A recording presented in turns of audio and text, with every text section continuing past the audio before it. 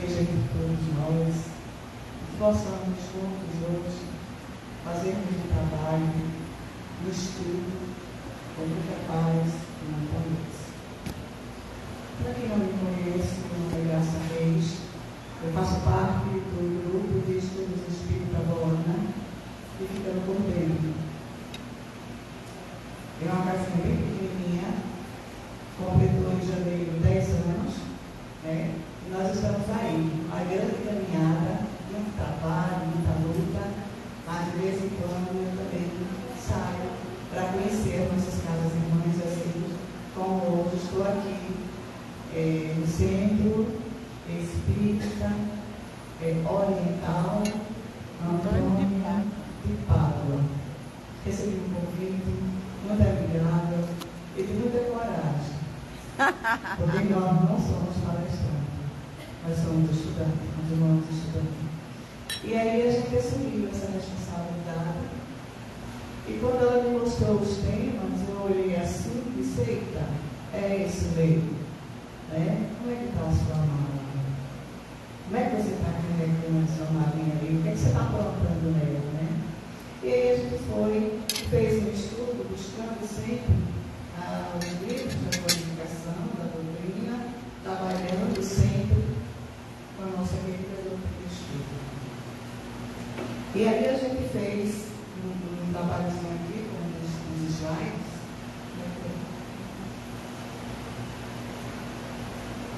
Com a nossa abertura aqui, como sempre, né? O tema, como está a sua mala, apego aos dois terrenos. E aí a gente foi trabalhar, aí a gente foi trabalhando exatamente os livros dos Espíritos, o Evangelho segundo o Espiritismo, né? Estudando algumas coisas no livro dos Espíritos, enfim, fizemos um pequeno resumo, tá bom? Espero que vocês juntos possamos terminar os estudos, ajudarmos uns aos outros. Eu necessito muito disso. Por isso estou aqui com vocês. Né? A gente vem para o segundo slide assim, mostrando Jesus em casa de Zaqueu. Acredito que todos vocês já ouviram, já escutaram, já conversaram, já falaram, né, sobre essa passagem de Jesus com Zaqueu. Né? Quem era Zaqueu? O que significa o nome de Zaqueu naquela época? Pelo menos eles dizem que o nome que significava um homem justo, um homem bom, um homem severo, sincero, porém justo e bom. Mas aí, naquela época, o Zaqueu, ele trabalhava com os romanos. E desse trabalho dele, todo mundo sabe que era muito forte. Ele era um daqueles maiorais, como diz a história, nas cobranças dos impostos. E era visto, então, como um homem de má vida, né? Por conta de tudo aquilo que ele fazia. E tomavam mais ainda daqueles que não tinham. E muito mais. Por esse motivo, ele tinha essa visão. Certa vez, o Zaqueu escutou falar que Jesus iria passar ali por Jericó. E de repente, o Zaqueu se entusiasma naquela situação. E que de repente ele sentiu uma vontade, com uma transformação muito grande dele, e ele vai e sobe em cima de uma árvore que o pessoal chama de um prólogo de sicômoro, mas que era uma figueira, aquelas árvores bem antigas, né, bem frondosas.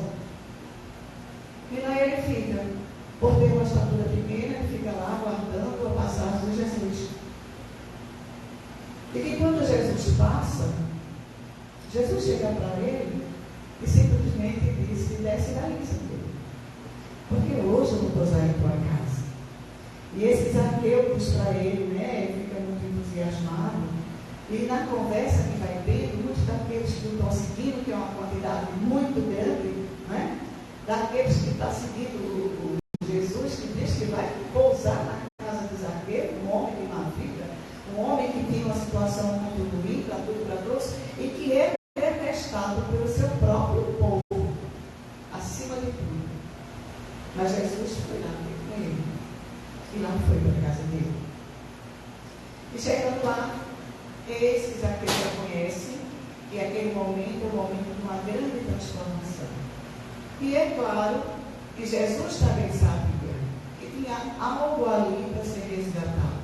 Por isso que ele foi para aquele caminho, não foi à toa que ele foi para aquele caminho. E quando, em meio de conversa a outra, o Zaqueu diz, né? Senhor, dou a metade dos meus bens aos pobres, e se causei dano a alguém, seja o que for, indenizo-o com 4 tantos. E exatamente Zaqueu fez isso. Houve essa grande transformação dentro do Zaqueu. E acontece mesmo. Muitas vezes, apenas por escutar o nome de Jesus, nós nos transformamos. Nós sentimos uma força muito grande, uma energia muito forte. E o nome de Jesus é luz. E foi essa luz exatamente que tocou no coração de Zaqueu. Ninguém sabia que Zaqueu, ou teria a intenção que Zaqueu poderia se transformar. Mas Jesus sabia. E sabia também que ele tinha um grande trabalho a fazer. E aí sai Zaqueu fazendo exatamente o que ele disse. Distribuindo, não é? Tudo aquilo que ele já tinha pego, porque até com as próprias mulheres da época, na qual ele procurava, ele ao invés de pagar, ele tomava o dinheiro delas. E uma delas foi a primeira que ele foi devolver o dinheiro, sendo duplicado, quadruplicado. Né? E Jesus diz para ele que esta casa recebeu hoje a salvação, porque também este é filho de Abraão, visto que o Filho do Homem veio para procurar e salvar o que estava perdido. Essa missão, ela é muito forte para todos nós. E apesar de tudo, como se fala, mais de 2000 anos, Jesus passou e lá vai, e ninguém sai de 2000 anos. Nós estamos caminhando e precisamos correr, né? Porque o tempo não para. E sabemos que Jesus a toda hora do instante nos desperta, principalmente através desse pequeno livro, Evangelho. Está tudo aqui dentro. A gente só não faz se não quiser, né? E aí eu coloco sempre embaixo o nome dos livros que a gente está seguindo, né? E a gente vai passando para outro slide, onde fala sobre as provas, né? Da riqueza e da miséria. No livro dos Espíritos, no capítulo 9, que fala sobre as provas da riqueza e da miséria, tem 3 perguntas bem interessantes. E depois a gente estude, leia, porque vai ser legal para a gente. Muito bom. São as perguntas 814, 815 e 816. A 814, ela fala a pergunta seguinte: por que Deus concedeu a uns a riqueza e o poder e a outros a miséria? Eu acredito que a gente também continua perguntando isso, né? Por que uns têm tantos e outros têm tão pouco? E a resposta é aquela resposta bem sincera em tudo, todos os pontos bem ligeirinha, como ele diz, os Espíritos respondem, né? Para provar a cada um de uma maneira diferente. Aliás, vós o sabeis, essas provas são escolhidas pelos próprios Espíritos, que muitas vezes sucumbem ao realizar. Todos nós sabemos, quando a gente está se preparando para reencarnar, a gente também pede. Eu quero fazer tudo aquilo que eu não fiz, né?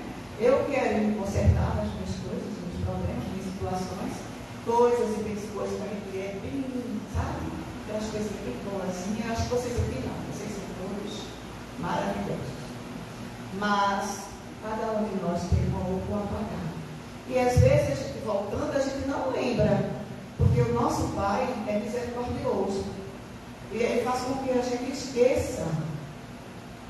E a gente volta. Feliz da vida, saltitando, pulando por tudo e para tudo. Né? E muitas vezes esquecendo do que temos para resolver. A 815 continua Kardec. Qual das duas provas é mais perigosa para o homem? A da pobreza ou a da riqueza? Quando eu li essa pergunta, eu nem olhei a resposta. Eu estava ali fazer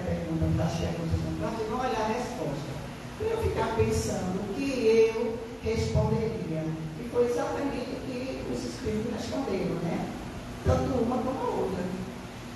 Todas duas, né? E ele diz: a miséria provoca a lamentação contra a previdência. E a riqueza leva todos aos excessos. Realmente.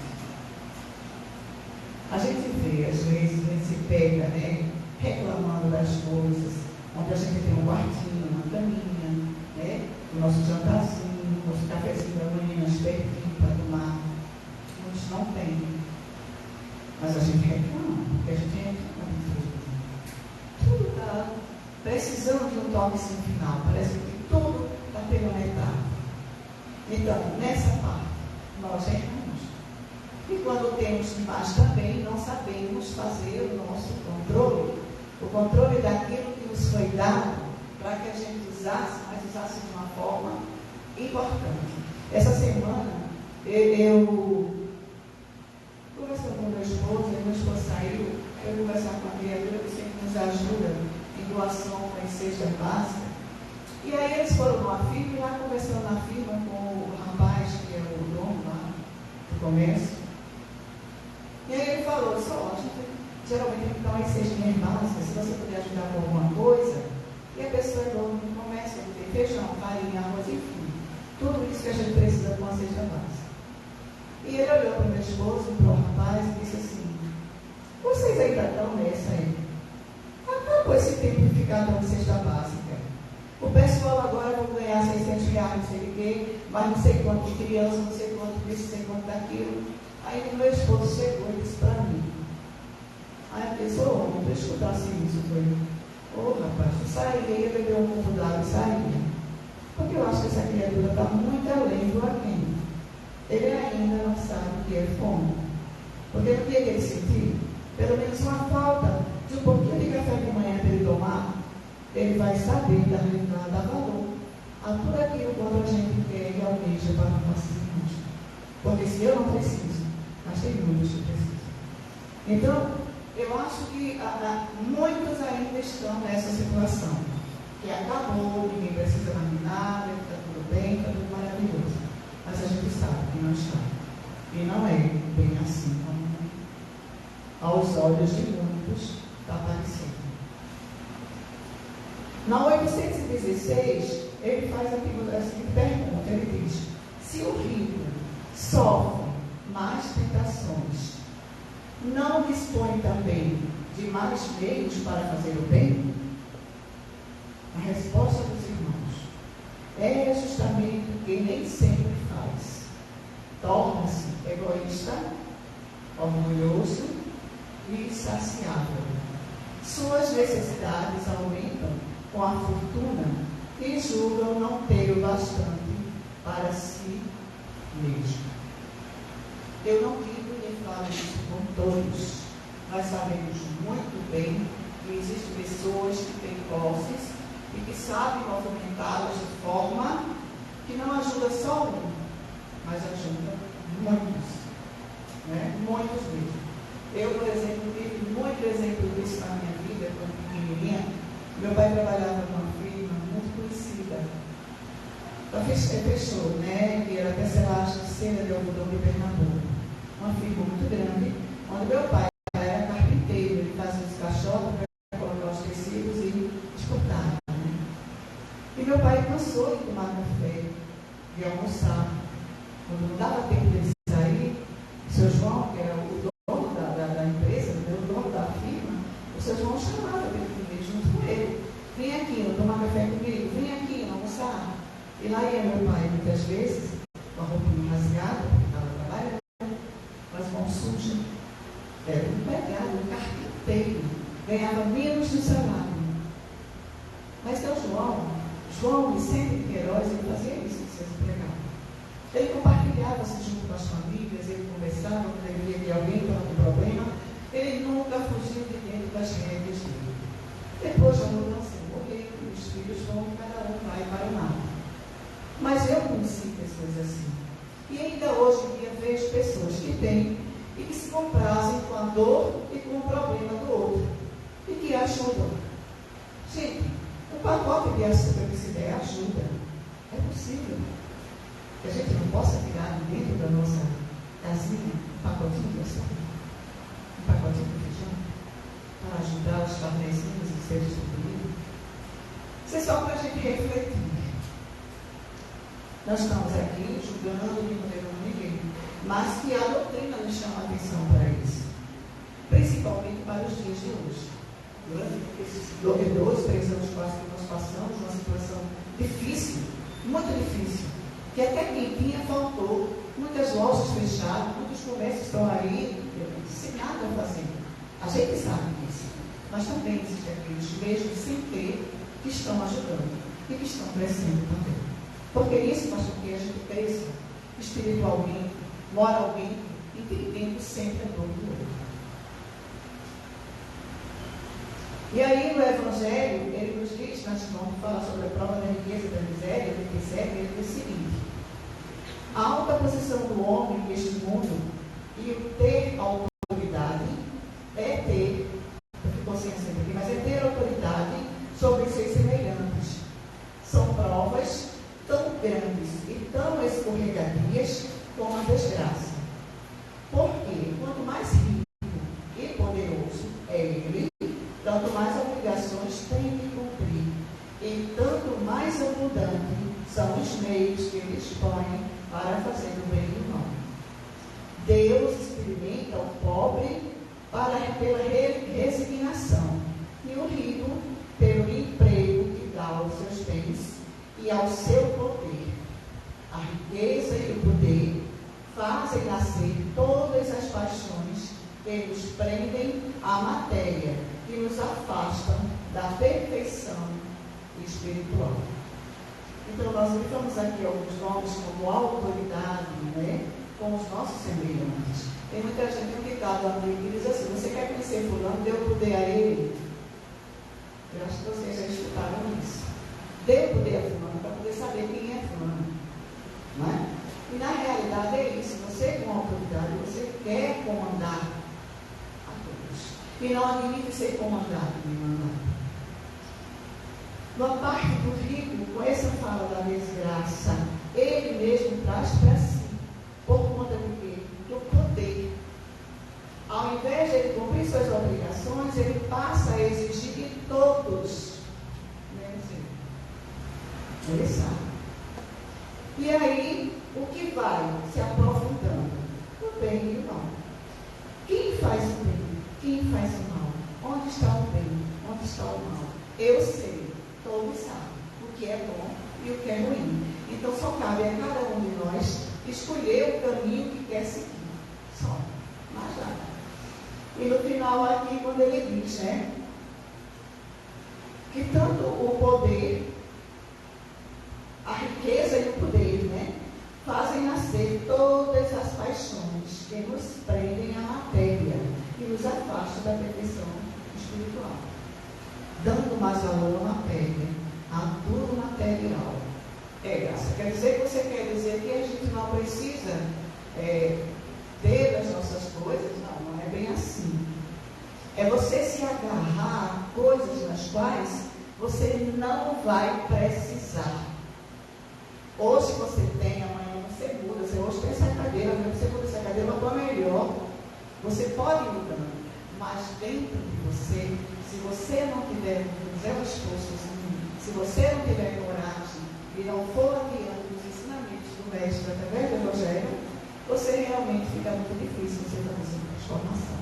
Porque algo mais sempre chama mais a nossa atenção do que aquela parte na qual precisamos. É exatamente isso. Essa perfeição espiritual que, na realidade, nós não vamos ser, como diz a história, perfeitos, porque perfeito só o Pai. Mas nós estamos caminhando para evoluir. E essa evolução, por menor que seja, nós chamamos para a gente perfeição. Não é isso? A cada passo que nós damos, nós vamos evoluindo. A cada um pequeno passo que der, é uma evolução para todos nós. Gente, se alguém quiser perguntar alguma coisa, pode perguntar. Dependendo do meu tempo, ela vai avisar quando eu estiver já terminando. Né? Mas aí, se eu souber a resposta, se eu não souber, a gente vai estudar e depois eu falo para vocês. Ok? Então, por isso foi que Jesus disse: em verdade vos digo, que mais fácil é passar um camelo por o fundo da agulha do que entrar um rico no reino dos céus. A riqueza é causa dos nossos males? Se a riqueza somente males houvesse de produzir, Deus não a teria posto na terra. E a gente sabe disso. Graças a Deus existem pessoas com bens e que nos ajudam e que gostam de doar e que gostam de trabalhar em prol daqueles que necessitam. Aí ele diz de novo, né? Se a riqueza é causa de muitos males, se exacerba tanto as más paixões, se provoca mesmo tantos crimes, não é a ela que devemos inculpar, ou seja, culpar, mas só ao homem que dela abusa, como de todos os dons de Deus. Não existe resposta mais correta que essa. Nós, realmente, eu digo nós, gente, de forma geral, porque nós estamos aqui no grande conjunto, mas nós precisamos ter um pouquinho mais de cuidado com a criação divina, com a natureza. E há muito tempo ela pede socorro. E nós ainda estamos de olhos fechados. E que esse socorro que ela pede é para o nosso bem. Para que a gente possa olhar a natureza com mais amor, observar mais o que é que a gente pode fazer de bem pela nossa natureza, pelo aquilo que Deus quer. Finalmente, por nós mesmos.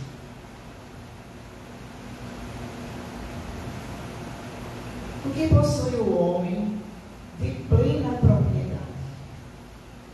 O homem só possui em plena propriedade aquilo que lhe é dado levar deste mundo, do que encontra ao chegar e do que deixa ao partir. Goza ele enquanto aqui permanece. Somente. Enquanto a gente aqui permanecendo, vamos aproveitar o nosso tempo, né? Vamos fazer valer realmente ao que nós pedimos para fazer aqui. A esta hora, encarnados aqui, trabalhando, lutando, fazendo com que tudo ao nosso redor possa crescer com os olhos de Deus. Essa é a nossa meta, o nosso trabalho. E eu acho que é o nosso grande objetivo aqui. Né? Então, não tem das suas riquezas a posse real, mas simplesmente o usufruto. Né? Usufruir da melhor forma, tudo aquilo que quando temos. A semana passada chegou uma senhora lá em casa, ela apanha as coisas, pega assim, coisinhas que estão no lixo, que ela acha que vale alguma coisa. E ela fez uma parte da casa dela assim como um depósitozinho. E ela sai pegando aquelas coisas e sai colocando lá. E já faz mais de ano. E de mês em mês, ela chega lá no portão, vai, menina, ô menina. Aí eu saio, então minha filha sai, e ela chega com R$10. Me dá. Para a campanha dos idosos. Eu fico olhando assim, eu olho aquela senhora, porque eu já estive na casa dela. E eu já vi o que ela está fazendo na casa dela. Ela tem só uma filha. É uma pessoa com a saúde muito abalada, esperando uma cirurgia, que já faz mais de um ano e até agora não foi feita essa cirurgia.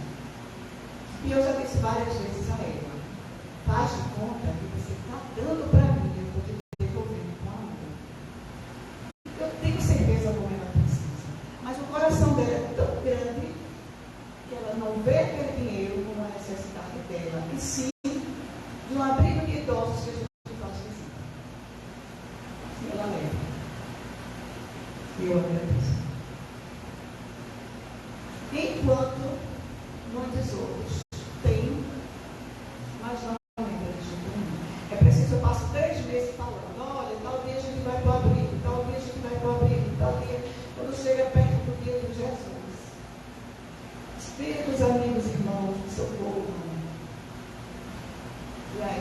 chegando, pouco a pouco chega. Mas a gente passa por um sufoco muito grande. E a gente só chama a atenção para aqueles que puderem fazer isso. Todas as casas que têm esse trabalho necessitam de ajuda. Né? Uns têm mais, uns têm menos, mas necessitam. Aquele que puder, faça a sua doação. Doe com o coração, doe com amor, porque não vai lhe faltar no tipo de vida. Que então que ele possui, seja o homem, nós.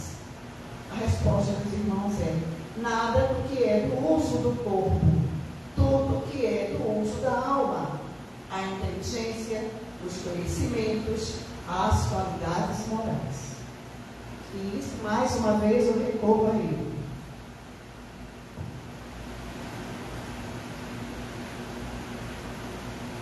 Continuando ainda no Evangelho, falando sobre a verdadeira propriedade, a gente chega aí, Pascal nos diz o seguinte: quando alguém vai a um país distante, o que leva na bagagem? Quando alguém vai a um país distante, constitui a sua bagagem de objetos utilizáveis nesse país. Não se preocupa com o que ali seria inúteis. Ao viajante que chega a um albergue bom, alojado e dado, se o puder pagar. A outro, de parcos, ou seja, com menos recursos, toca o menos agradável. Quanto ao que nada tenha do seu, vai dormir numa encharga, ou seja, lá no quartinho, com um colchãozinho bem, já quase batendo no chão mesmo, né? O mesmo sucede ao homem a chegada no mundo dos espíritos depende dos seus haveres, o lugar para onde vai. Então, a caminhada é nossa, o trabalho é nosso, nós é que sabemos o que necessitamos. Ninguém transforma o dia, ninguém muda. Podemos até, às vezes, cansado, mas estou cansada, então não sei o que. Mas é só como se disser. Então o trabalho está aí, como diz a história, né? É dado a enxada, é dado a charrua, a terra está aí, para que a gente possa trabalhar, arar o terreno, colocar as nossas sementes, para que, pouco a pouco, elas comecem a crescer. Mas que cresçam fortes, robustas, né? Como são as figueiras, né? De início da nossa conversa. E que possam realmente dar sustentação aos que venham depois, que são os novos frutos. Primeiro florescem para poder colocar os frutos. E daí por diante, né, a gente tem realmente um grande trabalho. Ainda no Evangelho, desta feita falando sobre o emprego da riqueza, o Espírito Protetor, ele nos diz o seguinte: quando considero a brevidade da vida dolorosamente, me impressiona a incessante preocupação de que é para vós objeto o bem-estar material, ao passo que tão pouca importância dais ao vosso aperfeiçoamento moral, a que pouco ou nenhum tempo consagrais, e que, no entanto, é o que importa para a eternidade.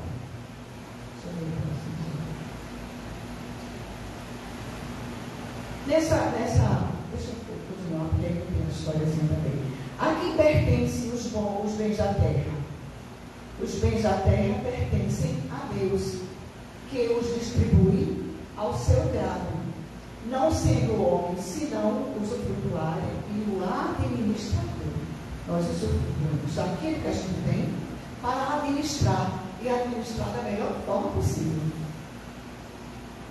Lá acordar, ele nos diz o seguinte: quer a fortuna vos tenha vindo de vossa família, quer a tenhais ganho com o vosso trabalho, há uma coisa que não deveis esquecer nunca, é que tudo promana de Deus, tudo retorna a Deus. Aí aqui, quanto tempo aqui? Então, nessa parte aqui, quando eu fiz isso aqui, eu me lembrei de uma situação, uma história real. Uma família, nós conhecemos uma família, e eles tiveram 2 filhos. Próspera, muito próspera família, donos de empresas, de tudo. Primeiro, desencarnou o homem, né?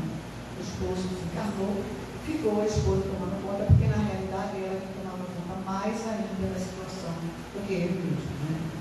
E aí ela ficou tomando conta dessa empresa, e a empresa sempre com grande faturamento muito bom, né? Esses 2 filhos que ela tinha, o amor, todo mundo sabe, o amor de pai e mãe com os filhos, que é muito grande. Mas o mais velho, ela tinha assim eu não digo apego, mas aquela coisa de puxar muito. Esse filho mais velho vai ser como eu quero. Eu vou fazer dele o que eu quero, ele vai ser como eu quero. Acontece que ele não foi como ela quis. Ele era uma pessoa próspera, uma parte próspera, trabalhador, formou-se na administração de empresa, e aí já começou a colocar sua própria empresazinha aí à frente, mas aí ele conheceu uma moça, e essa moça não foi do agrado dela. E ele disse: eu vou me casar. Ela disse: você não casa. Esse é o caso. Você não casa, ficou nessa luta. Ele não casou, foi morar com essa criatura, que para mim casado é aquele que foi morar com ela. E ela sempre chateada, sempre procurando fazer com que ele se separasse. O filho mais novo também formou-se em advocacia, depois entrou também no ramo de administração de empresa, e foi embora. Mais novo, gostava sempre mais de festas, de estar com os amigos, nunca foi muito de dar atenção nas empresas. E o mais velho dava. Apesar de tudo, ele estava sempre junto com a família, né? E aí ela chegou um dia e disse o seguinte a ele: ou você se separa dela, ou eu lhe deserto. Ele olhou para ela e disse: pode fazer como a senhora quiser, mas eu vou continuar com ela. Eu gosto dela e vou continuar a minha vida com ela. Durante esse tempo, ela teceu tanto a situação, ela fez tanta coisa, que a própria companheira deste rapaz deixou ele. E ele sofreu muito. Entrou numa situação que não devia entrar, ele ficou desanimado com tudo. Depois ele vai e conhece uma outra pessoa, casada, com 2 filhos, mas ele disse: eu vou encarar. E foi. Se eu estou perdido ele, eu não tenho mais nada a ver com o que eu estou fazendo no meu trabalho. E foi, ficou com essa senhora, né, junto com ela, e daí teve 2 filhos com ela. Mas ela desertou o filho, passando todos os bens, tudo quanto tinha, para o filho mais novo. Né? E aí, com pouco tempo, ela desencarna. Hoje, o filho mais velho é próspero, trabalha, mas ele ainda não tem uma casa própria. Onde o outro tem 3 apartamentos, cobertura, emprega boa viagem, mora em um enorme, que dá para dividir para 3 famílias, casou-se, não tem filhos. Um continua batalhando e lutando pela vida. E o pior de tudo é que esse rapaz tinha o mesmo nome do pai. Quando o pai morreu, a situação da empresa não estava muito boa. A mãe assumiu, tirou um pouco, mas o restante ficou. Quando a mãe morreu, aí apareceu tudo quanto estava de débitos. E os débitos foram tudo para o nome deste rapaz, porque ele tinha o nome do pai. E ainda hoje ele luta para retirar metade dos débitos que tem, que herdou das empresas do pai e da mãe. E o outro, nem sabe, nenhum tipo de ajuda. Nesse ponto a gente vê que essa família trabalhou junto, fizeram tudo, mas não fizeram direito. Porque nenhum deles tem a noção do que foi feito naquele momento. O pai foi embora primeiro, a mãe foi que fez toda a complicação e ficou jogando entre os filhos, porque os dois não se olham, não se vê bem. Um é mais calmo, o mais velho é mais calmo, ele não tem nada de raiva do outro, mas o outro nem sequer fala com ele. Então você veja que situação ficou, que negócio tão planejado ali, com tanta riqueza, com tanta coisa, e o que terminou? A situação. Eu me lembrei muito quando eu fiz isso aí no meu dia, eu me lembrei muito dessa situação, né? Aí continua perguntando o Evangelho, né? Em que consiste o desapego dos bens terrenos? Em apreciá-los no seu justo valor, em saber servir-se deles em benefício dos outros, e não apenas em benefício próprio, em não sacrificar por eles os interesses da vida futura, em perdê-los sem murmurar, caso apraze a Deus retirados. O homem que se aferra, ou seja, se agarra, né, aos bens terrenos, é como a criança que somente vê o momento que passa e que deles se desprende, e é como o adulto que vê as coisas mais importantes por compreender estas proféticas palavras do Salvador, quando ele nos diz, né? O meu reino não é deste mundo. Mais uma vez ele nos lembra que nós somos usufrutuários de tudo que temos. Não somos donos de nada. Podemos ter agora e daqui a pouco não ter mais nada. Depende muito de tudo como a gente leva. Porque às vezes a gente tem e perde, mas sente a perda. Sentimos uma força para começar a trabalhar, vencer, lutar e conseguir tudo novamente. Talvez bem mais do que tudo. Né?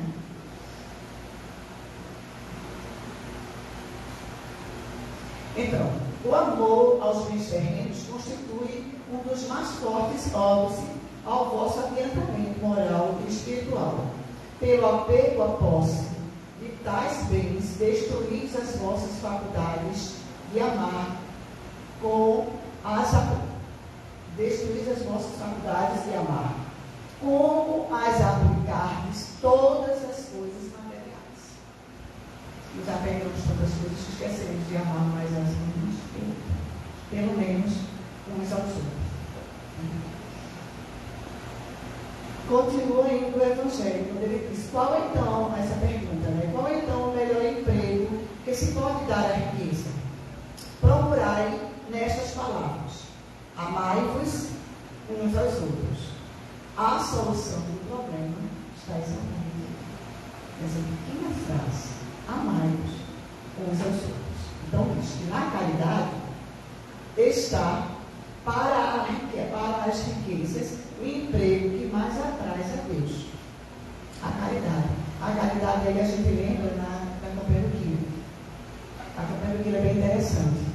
Às vezes a gente bate na porta das pessoas, né, das casas grandes, e de lá de dentro sai uma vozinha e diz assim, a dona da casa não está não. E a gente está vendo que é a dona da casa que está falando. Outra vez então, ninguém atende, você bate. Eu tenho uma jovem que faz a campanha junto comigo e ela tem uma voz enorme. Campanha do que em nome de Jesus, todo o quarteirão estuda, graças a Deus, não preciso limpar. E aí um lá de dentro faz assim, hoje não tem nada não. A gente diz, aceita a mensagem? Ó, se agora não estou cansada, você chega uma hora dessa batendo na porta, a gente sai, agradece e vai embora. Mas a gente chega nas casas humildes, aquelas bem pequenininhas, tá certo? Tem pessoas, acreditem como está Deus no céu e a espiritualidade aqui me vendo nessa hora. Se eu estiver mentindo, eles estão vendo. Elas saem, gente, com uma caixa de fósforo. Eu recebi um dia um ovo, porque a criatura tinha 2 ovos. O filho dela estava chegando no trabalho, um ovo seria para o filho e o outro ela me deu. A gente pega mais donativos nas casas simples e humildes do que na cidade. Primeiro, os muros são lá em cima. Segundo, os interfones, às vezes, uns trabalham, outros não. As cigarras tem um papelzinho assim, cuidado, dá choque. Então, a gente vai trabalhar só naquela pensão.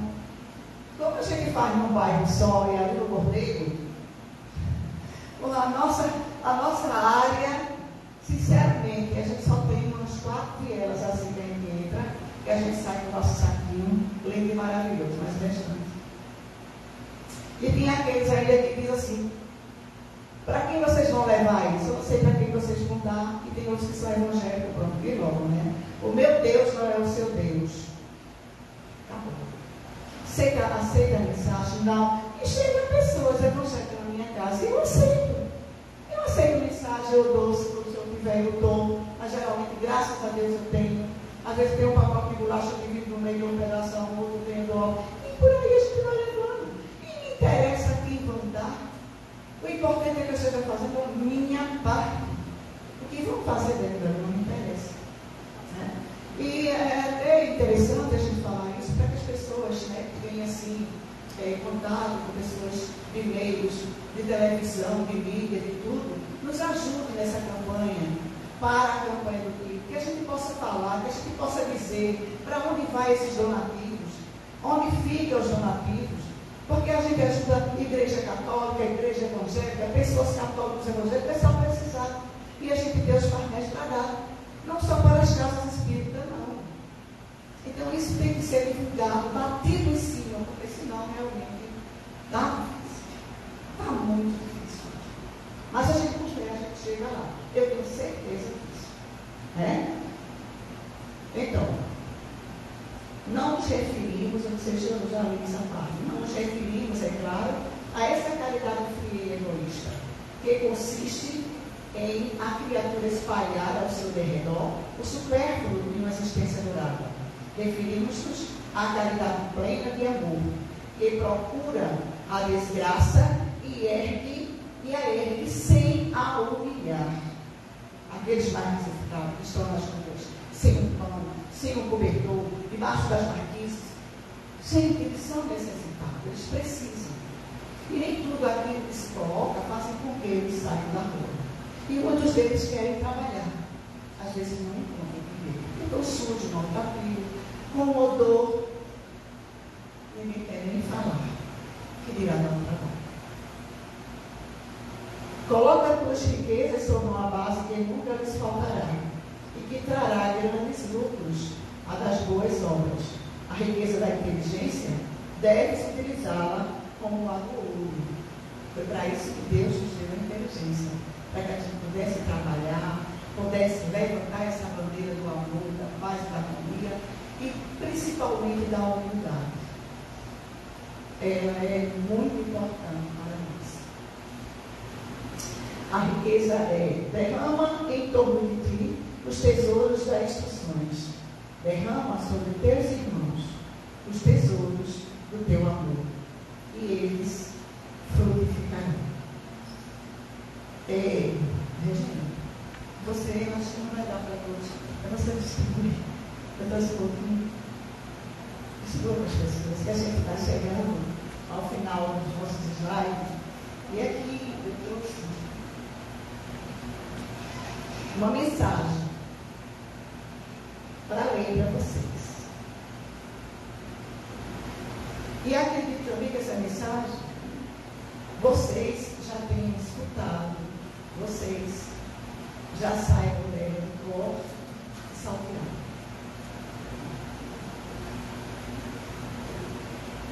Essa mensagem, ela se chama a bagagem.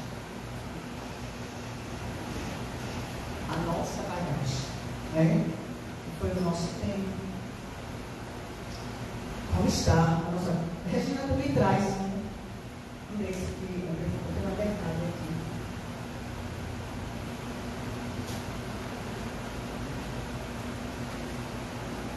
A bagagem da vida.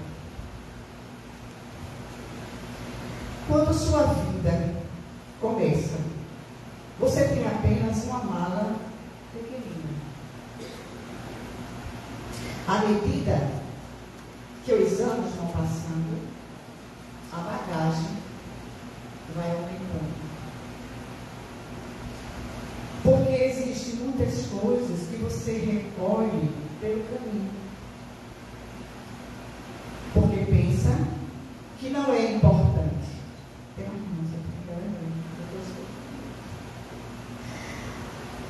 pensa que não é importante.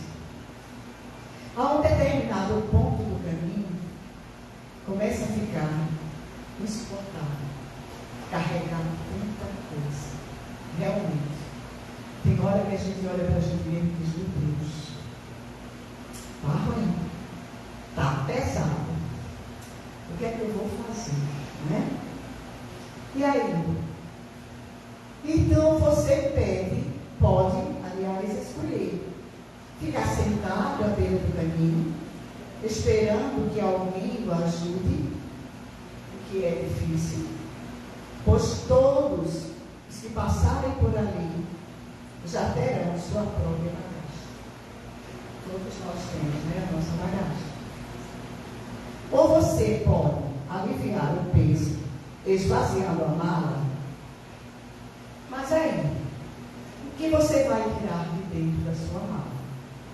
Ela é sua. E você tem um apego medonho a ela. Tudo que você guarda dentro dela, né? É sua. Você começa tirando tudo para fora e vendo o que tem dentro. Tem amizade. Nossa, como tem amizade? Graças a Deus. Nós temos muitos amigos. Tem bastante. E curioso é que não pesa nada. Vejam como a amizade, o amigo, aquela mão amorosa, aquele ombro amigo que a gente de vez em quando precisa, é importante em nossas vidas. Mas tem algo pesado. Você faz força para tirar. O que é tão pesado, hein? É a raiva e como ela pesa. Aí você começa a tirar. E aparece a incompreensão, e o medo, o pessimismo. Nossa! Nesse momento, o desânimo quase leva você para dentro da mala. Você vai ficando fraco, né? Com tanta coisa. É exato. Mas você puxa para fora com toda a força e aparece um sorriso que estava sufocado no fundo de sua bagagem. Pula para fora, outro sorriso e mais outro. E aí sai a felicidade. Você coloca as mãos dentro da mala de novo e tira para fora a tristeza. Joga fora a tristeza. Agora você vai ter que procurar a paciência dentro da mala. Pois você vai precisar bastante dessa paciência. Todos nós, né? Procure então o resto. Força, esperança, coragem, entusiasmo, equilíbrio, responsabilidade, tolerância, bom. Vejam, meus irmãos, tudo isso aqui vem com a paciência, gente. Vejam que coisa importante, né? Então, tirem a preocupação também e a deixem de lado. Depois, você pensa o que fazer com ela. Bem, sua bagagem está pronta para ser arrumada de novo. Mas pensa bem, o que você vai colocar lá? Agora é com você. E não se esqueça de fazer isso mais vezes, pois o caminho é muito bom. Nós temos todo o caminho, né? Todo o tempo que nos é dado, lembrando sempre que o tempo passa rápido, e aquele que passou não volta mais. Perdemos. Vamos aproveitá-lo, né? E outra mensagenzinha que está junto da bagagem, ele fala assim, acho que é interessante. As coisas que o dinheiro não pode comprar. As boas maneiras, a moral, o respeito, o caráter, bom senso, confiança, paciência, a classe, a integridade e o amor. Esses, meus irmãos, eu tenho certeza que nós temos demais dentro de nós para dar. O que precisa é a gente começar a movimentar. É começar a trabalhar tudo quanto tem dentro de nós. Porque assim a gente vai vendo que é possível, sim. É possível. O Evangelho nos diz que nós temos vários mundos, que depende de nós o mundo que vamos habitar. Jesus foi na visão de muitos, mas Ele está dentro de nós. Ele está nos acompanhando todas as horas e todos os instantes. Ele só pede para entrar. E você abrindo o seu coração, Ele com a maior facilidade. Amem a natureza. Respeitem as plantas. Desde a menor que tiver, a maior. Olhem todas elas com muito carinho. Agradeçam a Mãe Terra. Agradeçam as almas, aos rios, às fontes, às cachoeiras. Quando estiverem preocupados, coloquem uma música para que vocês possam gostar e sentir que Deus é paz, é amor e é vida. Que as servas de vida abençoe a todos, ilumine a cada um de vocês, aos lares, a tudo quanto puder vocês. Que as nossas casas de orações, eu falo todas as casas de orações, não estou aqui dando determinação nenhuma, evangélica, protestante, seja que for, não tem pretensão de alguém, mas que todas elas busquem a paz e o amor. Nosso Brasil é lindo. Vamos fazer o mais lindo ainda. É só a gente ver.